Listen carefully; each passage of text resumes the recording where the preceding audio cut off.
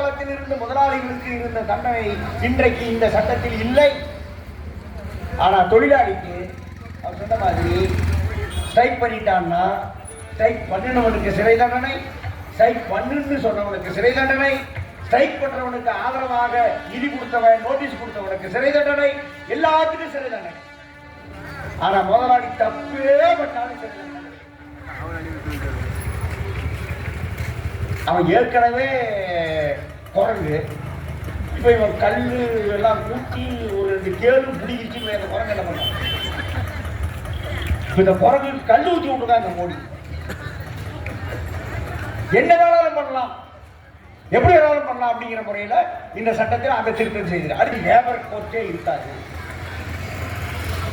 தொழிலாளர் நீதிமன்றமே இருக்காது. அப்புறம் என்னையா பண்றது? இத்தனை கேஸ் இருக்கையா? நாங்க ஒரு ட்ரைபியூனல் ஒன்று வைப்போம், தீர்ப்பாயம் என்று இனிமே ஒன்று வைப்போம். அந்த தீர்ப்பாயத்துல ஒரு நீதிபதி இருப்பார். சில நேர்வுகள்ல ஒரு அதிகாரி நீதிபதி மாதிரி வந்து உட்காந்துருப்பார். அதிகாரிய நீதிபதியான என்ன ஆகும்? ஒரு எக்ஸிக்யூட்டிவ் ஆஃபீஸர், ஒரு அண்டர் செக்ரட்டரி லெவலில் இருக்கிற ஒரு ஆபீசர் நீதிபதியாக செயல்படுவார் என்று இந்த சட்டத்தில் இருக்கு. அதுக்கெல்லாம் அரசியல் சட்டத்திலே இடம் கிடையாது. அரசியல் சட்டம் இருக்கு,